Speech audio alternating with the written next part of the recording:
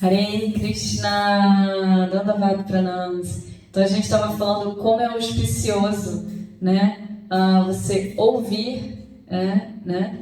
E uma outra pessoa falar sobre os passatempos do Senhor e as instruções do Senhor, né? Como isso é auspicioso com base no Shastra, nas Escrituras Sagradas, porque é através desse encontro, dessa associação espiritual, que é uma conexão, né, de corações, uma conexão, né, de mentes e corações, que vai muito além de estar na companhia. Então ela não depende da presença física, né? O online facilita, mas ela não depende da presença física. Basta que a gente esteja conectado para que a gente possa receber esse fluxo perfeito dessa associação de mestres espirituais puros, se todos nós aqui estivermos imbuídos com a mesma intenção. Então é muito auspicioso a gente poder se encontrar com qualidade, né, e com fé, né, e foco, absorção em Krishna.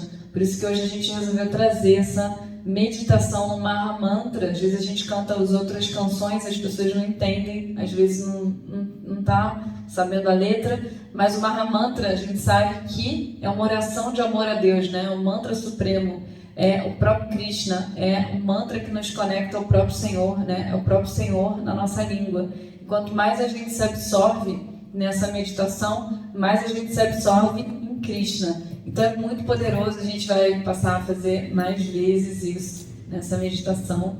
E hoje a gente vai ler, vai estudar, falar, estudar, enfim, né? O livro Bhakti Rasayana, o Néctar Tonificante da Devoção Pura, que tem os versos do Srimad Bhagavatam, né? Que é a escritura sagrada Purana Imaculado, que fala sobre a vida de Krishna no 10º canto. E aqui esse livro ele é muito belamente escrito, né, com base nesses versos por Srila Gurudeva, Srila Narayana Goswami Maharaj. Então esse livro é muito poderoso, muito precioso. E a gente parou, não sei se vocês lembram, mas a gente parou no capítulo 4, que fala de nuvens, rios e árvores servem a Krishna. Então a gente já falou como as nuvens servem a Krishna. Não sei se vocês lembram.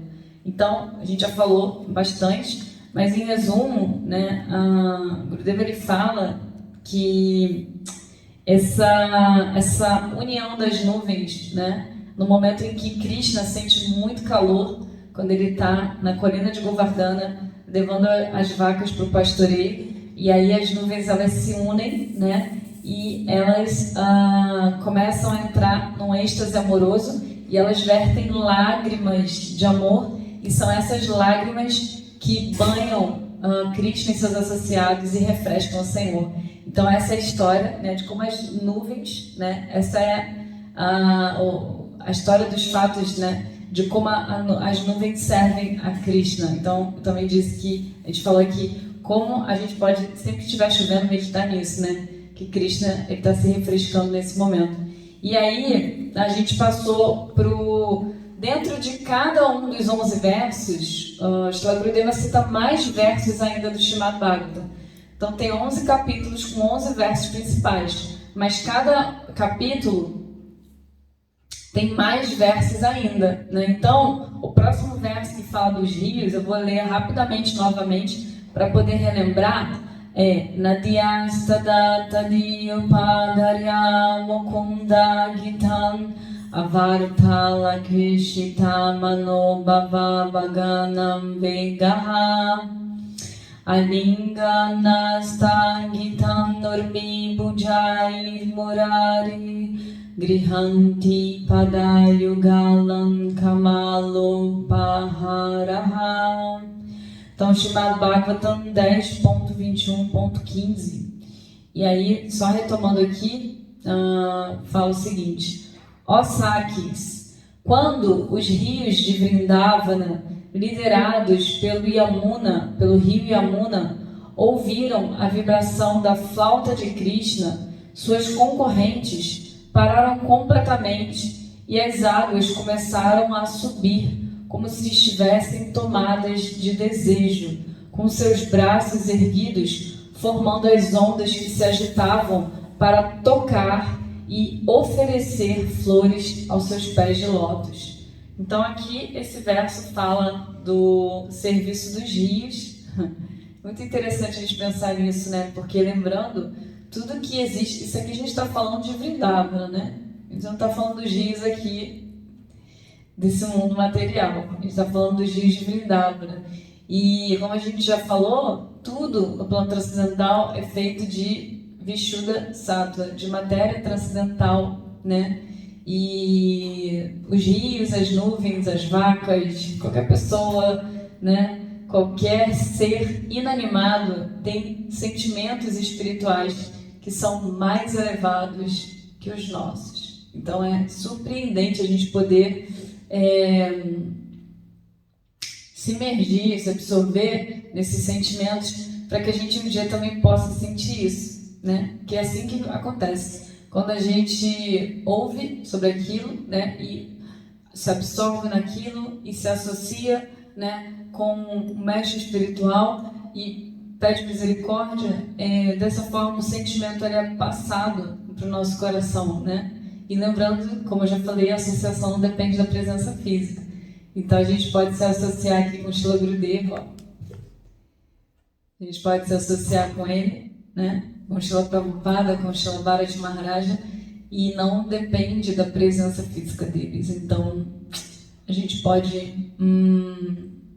vamos para Vrindavana, hashtag vamos para Vrindavana, né? Coloca aí vocês no chat, pra gente, todo mundo saber, né? Que essas reuniões, elas são com a intenção de que a gente vá para Vrindavana, literalmente, porque Vrindavana, além de ser um lugar na Índia, um lugar no plano transcendental, é um lugar na nossa consciência, que a gente precisa conquistar, né? Com muita dedicação, cantando os santos nomes e praticando Bhakti.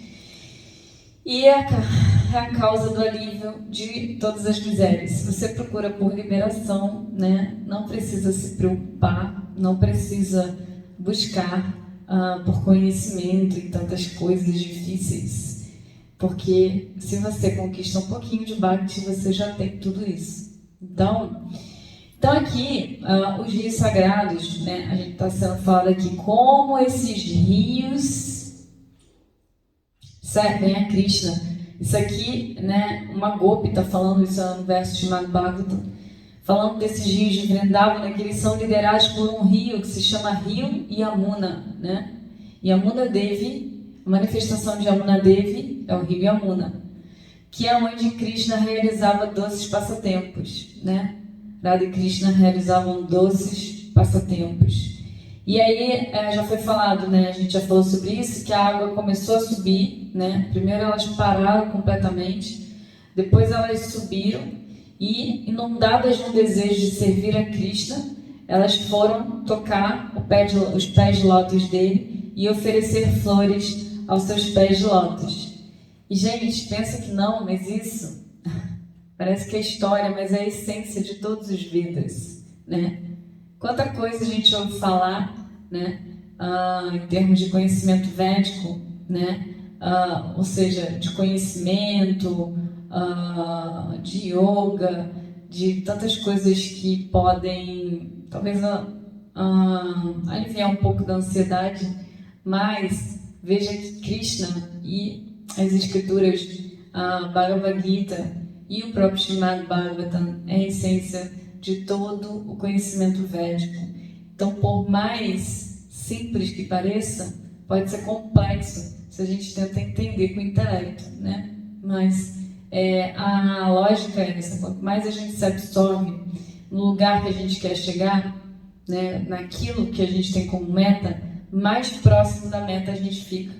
Porque se a gente não tem o menor conhecimento do método, da meta, né? Quem eu sou, para onde eu vou, o que eu estou fazendo aqui, o que eu tenho que fazer, né? Para onde eu vou, etc, etc. Quem é Krishna? Qual é o meu relacionamento com ele? Se a gente não tem a menor ideia de onde é essa morada transcendental, então a gente não consegue alcançar, né? Então a gente precisa saber e estudar sobre isso, né? Então é muito importante estudar esses livros sagrados, né?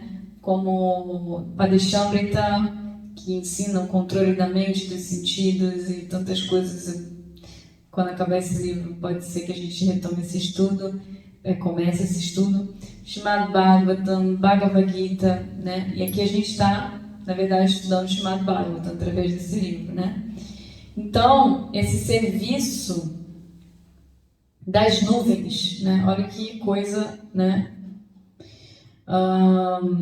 Surpreendente. Então, esses versos descrevem os sentimentos dos devotos avançados, mas podem não ocorrer em todos os devotos avançados.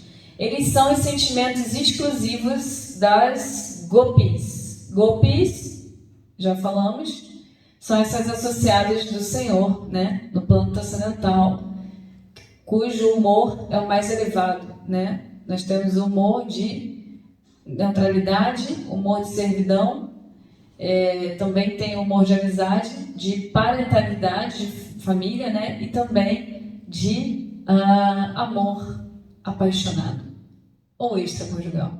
Então esse é o humor das gopis, né? Elas abandonam tudo e é isso que você fala aqui, né? Então esse é o sentimento das gopis, né? São sentimentos dos devotos avançados. Eles não acontecem no coração de todos os devotos. Dificilmente a gente vai sentir que a gente precisa ir até o pé de lótus de Krishna para servir ele com flores de lótus, né? Só se algum de nós aqui for um devoto muito avançado, como esses acharyas. Esses acharyas, eles sentiam, aqui atrás, né? Tá aqui, ó, Shalabaras Maharaj, Shalagurudev, Shalaprabhupada ali. Eles realmente sentiam isso. Não é só uma coisa falada aqui, né? Eles sentiam, eles viviam, eles serviam na prática Radha e Krishna. Então é realmente incrível. Tá me corrigindo, falando que servem, porque Vaishnavas nunca morrem, então eles estão servindo eternamente no plano transcendental, né? E por que esses sentimentos, eles estão sendo revelados no Srimad Bhagavatam? Por quê? Porque esses versos são para o benefício dos sadhakas, que têm um tipo de avidez semelhante ao das gopis.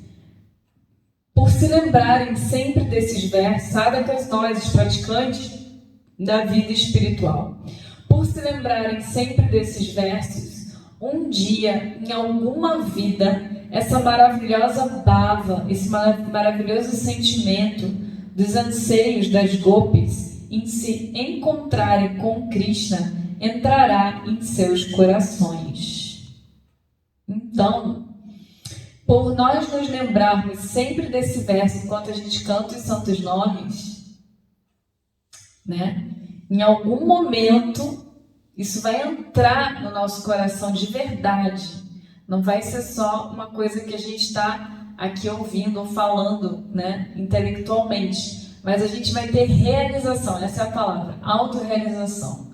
A autorrealização, no conceito de Srila Prabhupada, de Srila Gurudeva, não é você se realizar como pessoa nesse mundo material, né, você ser feliz aqui. Não é nada disso. A autorrealização é você ter a realização de quem você é, de quem é Deus, de quem é Krishna, de qual o seu relacionamento com Ele. Você ter plena realização de qual é a sua meta, de o que há de mais avançado nessa vida, né? Quais os sentimentos mais elevados, o que eu quero, né? Você saber precisamente essas coisas e cada vez mais, né, você realizando. Isso se chama autorrealização, quando você realmente realiza aquilo.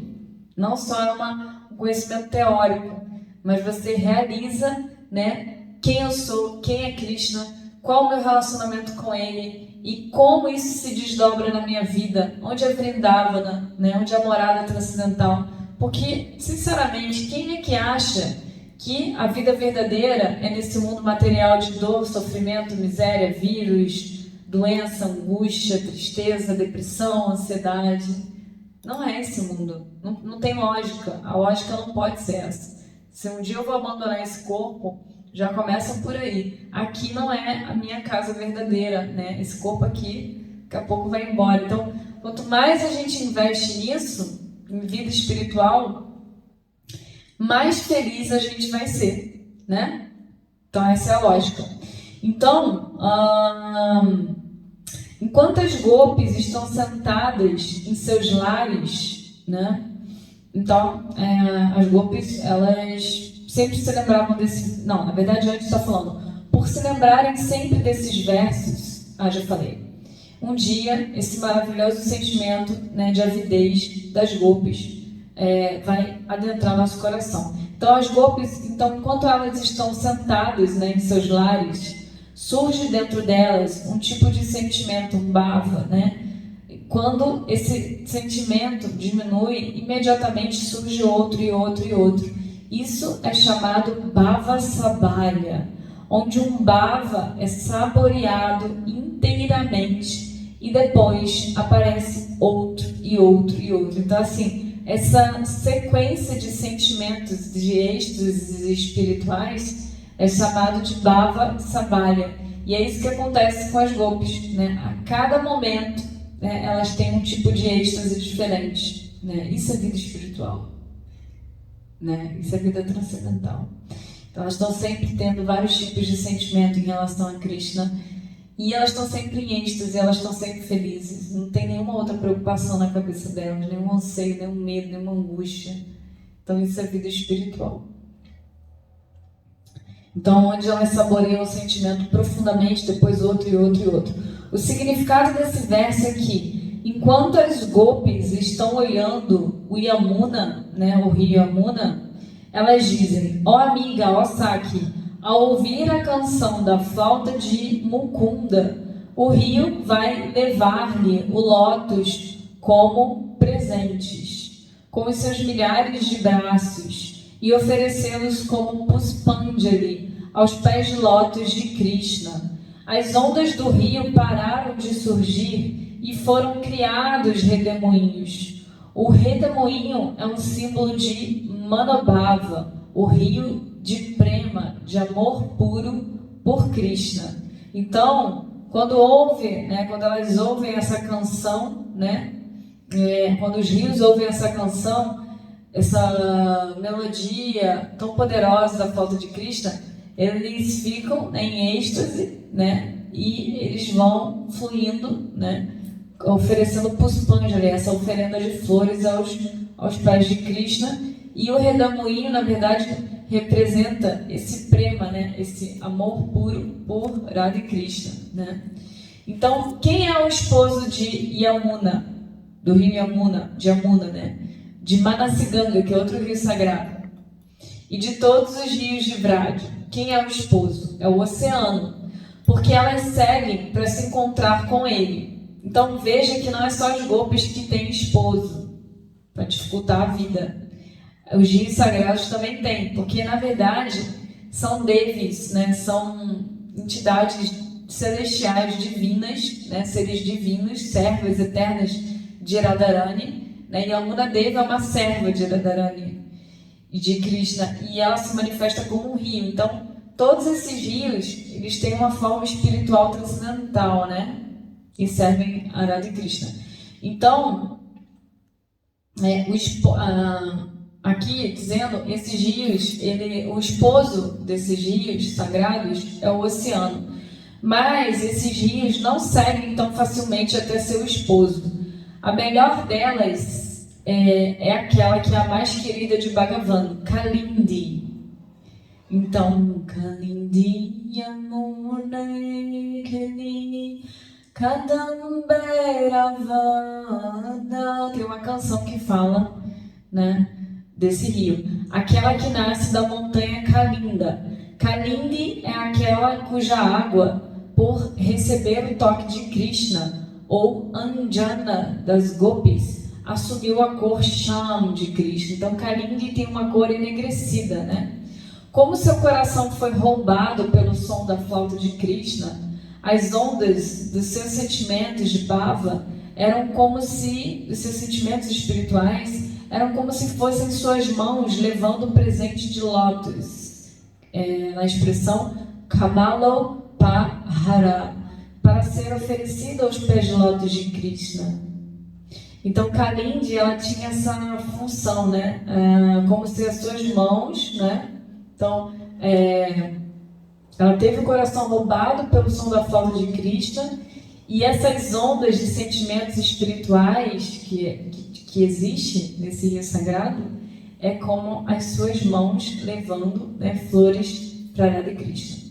Então isso é muito elevado. Levando um presente de lótus, né? Presente de lótus, para ser oferecido aos pés do lótus de Krishna.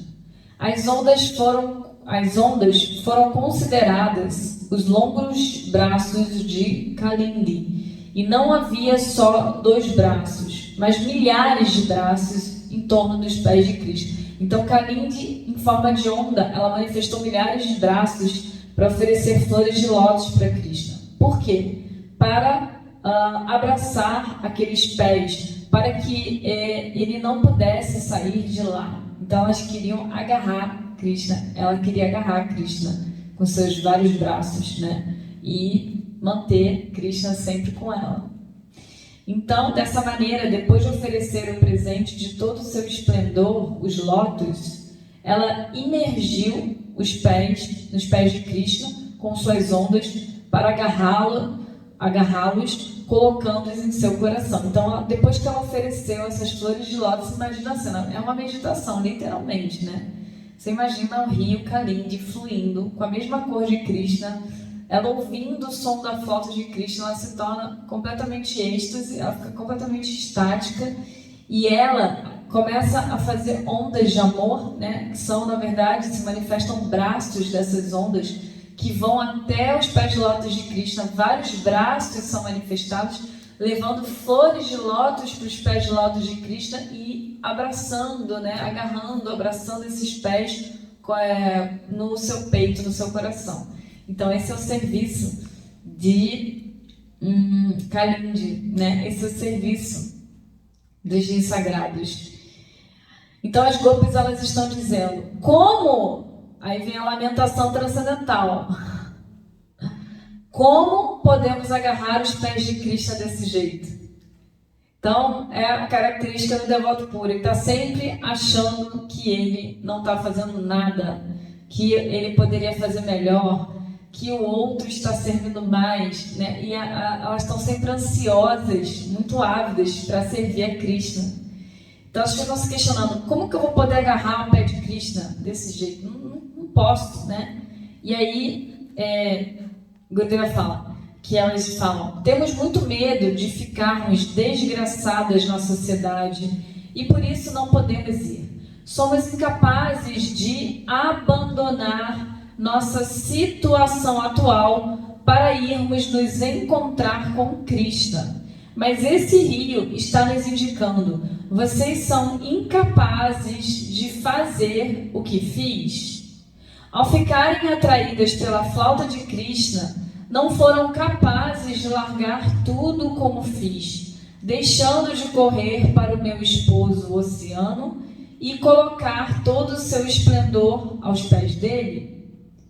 Então vocês não têm essa coragem, estão com tanto medo de ficarem desgraçadas na sociedade.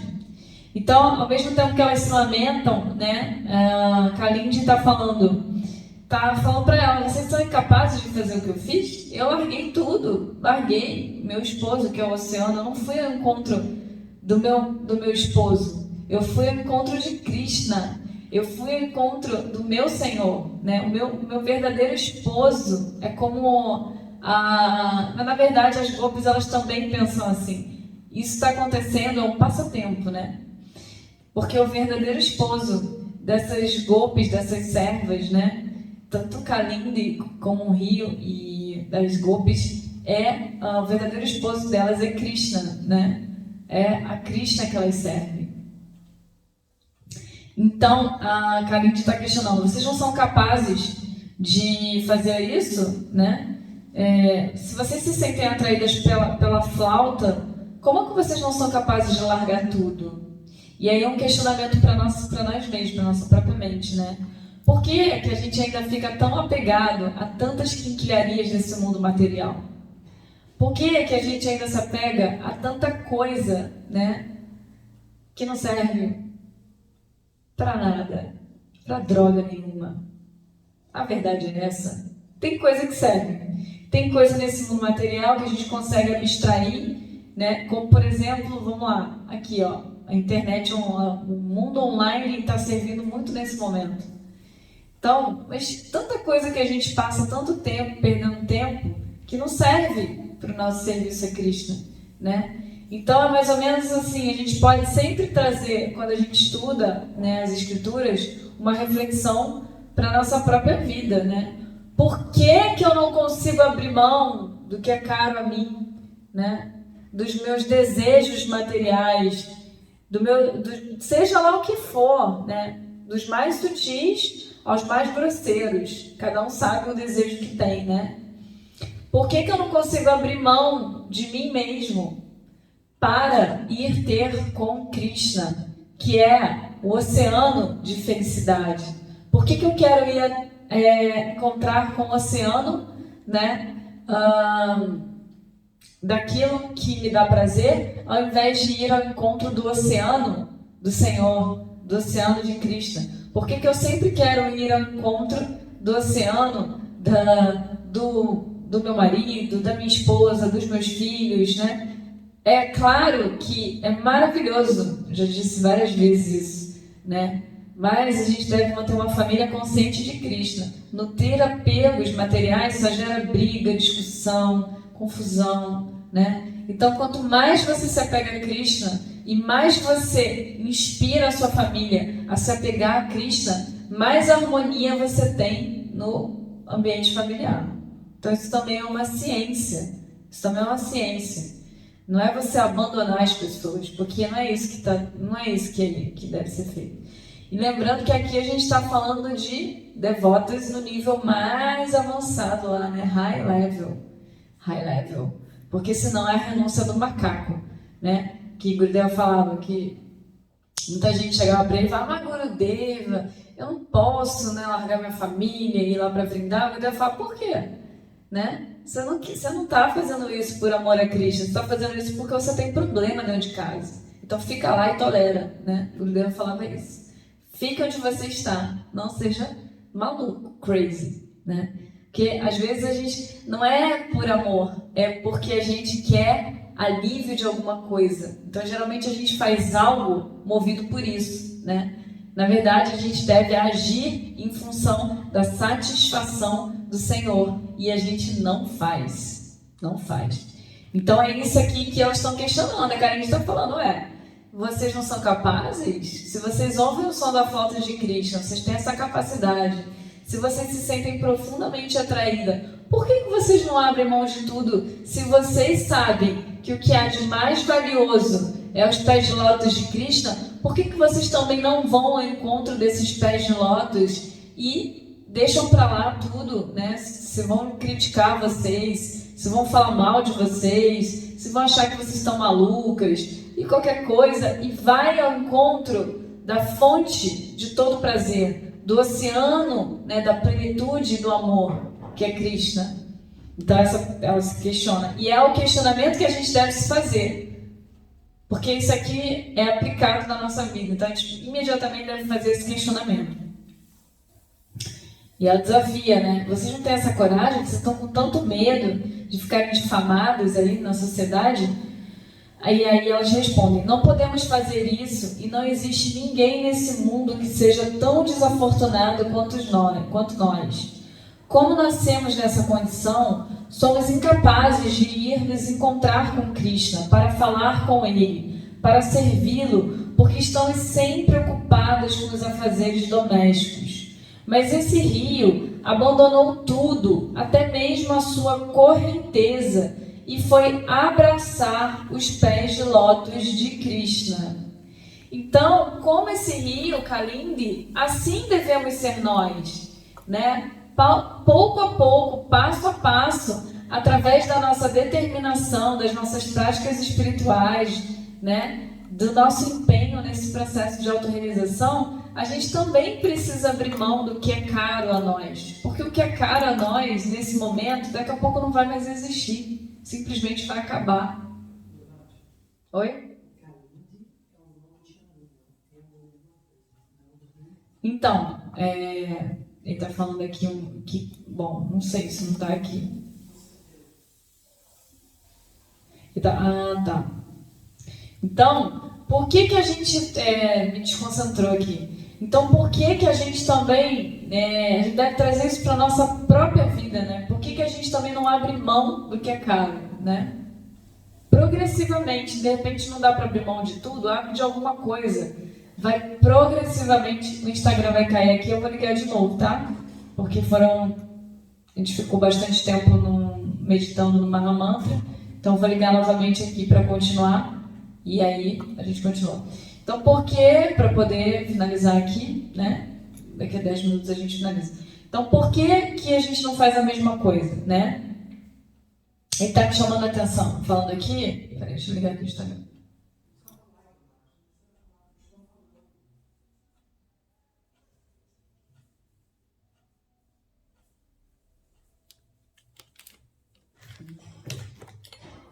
Peraí que eu tirei o volume direito.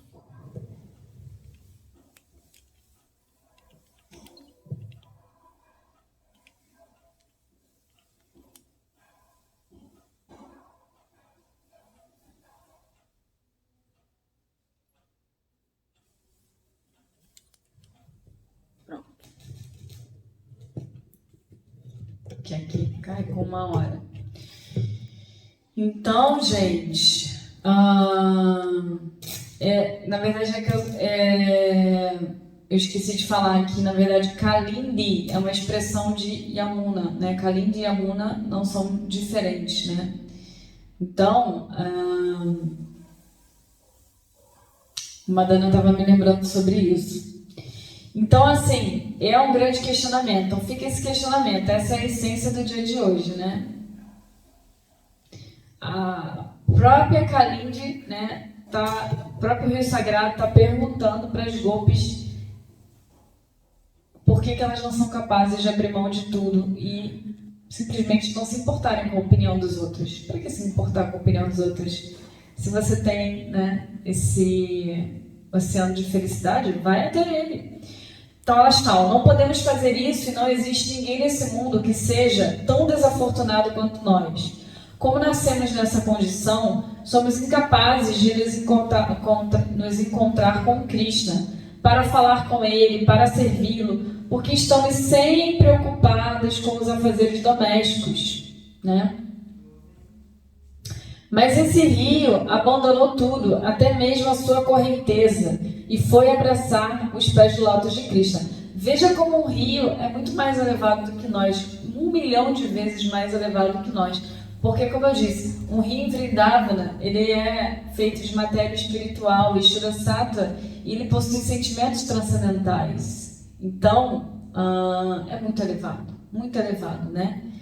Então, ele foi capaz de abandonar até mesmo as suas correntezas para ir ao encontro de Krishna. Para nós, é a mesma coisa. Somos incapazes de nos dedicar ao sadhana e bhajan. O Gurudeva está falando isso, né? Agora é a conclusão.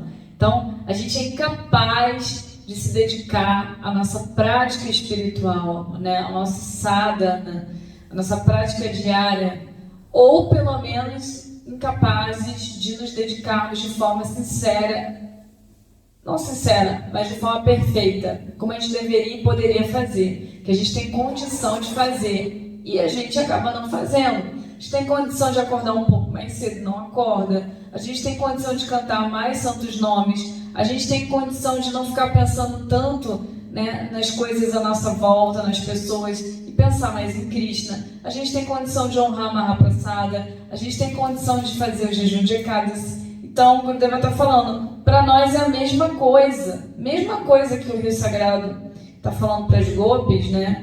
Que elas se sentem, na verdade, que as gopis estão falando, que elas se sentem desafortunadas porque elas nasceram numa condição onde existem vários obstáculos, e assim somos nós. Só que, na verdade, é uma grande pegadinha, porque as gopis, elas, de fato, elas são completamente rendidas a Krishna. Então, isso é só para trazer um ensinamento para a gente, né? Então, ele fala, do mesmo jeito que o rio oferece o presente de lótus aos pés de Krishna, Devemos oferecer nossos corações ao Guru e aos Vaishnavas. Podemos ter a associação do Guru, do mestre espiritual e dos Vaishnavas, dos devotos puros do Senhor, mas não temos essa avidez para poder fazer com que nossas mentes percam com que nossas mentes abandonem a tendência de se desviar em direção ao desfrute material e se volte exclusivamente para Krishna. Esta é a mensagem que está sendo levada pelo rio, e essa instrução está sendo dada por meio das gopis. Entende a sutileza da coisa? Né? Gurudeva está aqui dando a conclusão. A gente já discutiu sobre a conclusão, né, do serviço dos rios sagrados a Krishna, né, de como esse serviço é elevado, e as gopis elas estão entrando num diálogo, né, se questionando por que a gente não é capaz de fazer isso. O Gurudeva está falando que assim somos nós, porque em verdade as gopis elas não têm esse problema, né? E ele está falando que para a gente poder ter associação desses devotos puros do Senhor, do mestre espiritual, dos Vaishnavas, né? A gente precisa ter essa avidez, né, para poder fazer com que as nossas mentes abandonem a tendência do desfrute material. Então eu quero comer isso, eu quero estar com aquela pessoa, eu quero fazer isso, eu quero ir ao cinema, eu quero sair, eu quero viajar, eu quero ir... Tudo isso é desfrute sensorial, né? Então, quando eu penso, eu quero ler uma escritura sagrada, eu quero me absorver em Krishna, em Radha Krishna, eu quero meditar no Senhor, eu quero cantar os santos nomes, isso é serviço ao Senhor, né? Eu quero servir e servir e servir e cada vez mais servir o Senhor. Então, aí você sai do desfrute material, você, né, volta para sua verdadeira natureza, você vai cada vez mais se voltando para essa verdadeira natureza, para essa verdadeira morada eterna. Né? Então, como a gente não tem então ele está falando que essa avidez vai fazer com que a nossa mente perca essa tendência maléfica, né? Inauspiciosa, que são anartas no nosso coração, né? Maus hábitos, quando a gente quer se desviar, né, a nossa mente para o desfrute material, para a nossa própria satisfação. Então, desfrute igual a minha satisfação, né? Serviço amoroso, devoção igual a quando eu busco a satisfação de Krishna, né? Então aí a gente se volta exclusivamente para Krishna. Então é isso que nos impede a gente de ser feliz, porque para a gente ser feliz nesse mundo, em qualquer lugar, a gente precisa ter a associação desses devotos puros.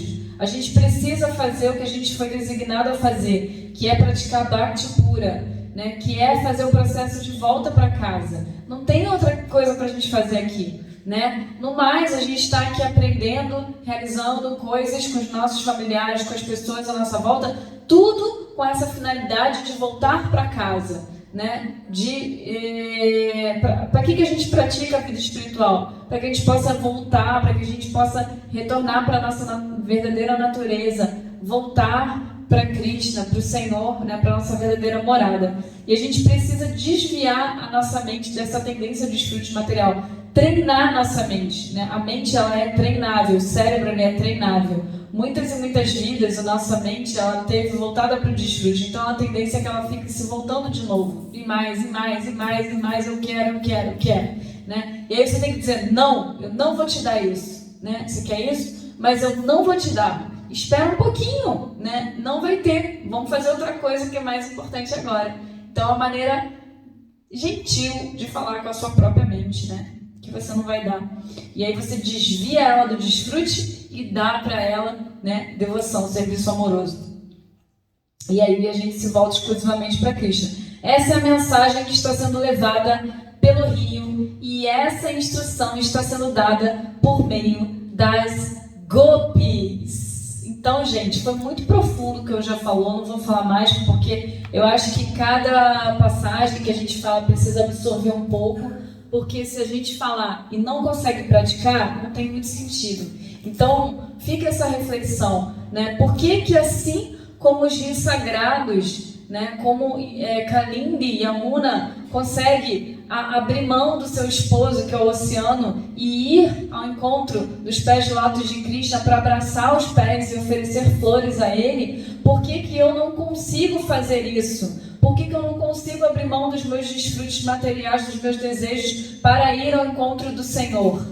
Então essa é a reflexão da noite de hoje, né? Que a gente pode aplicar de forma prática, realmente pensando sobre isso e procurando refletir como eu posso fazer, né, a cada dia da minha vida, para que eu possa cada vez mais estar abrindo mão progressivamente dos meus desejos materiais, do meu desejo por desfrute sensorial, para que eu progressivamente esteja verdadeiramente e mais intensamente, né, em busca de Krishna. Então, essa fica aí. Tem a reflexão, a pergunta, a psicóloga falando, e o plano de ação.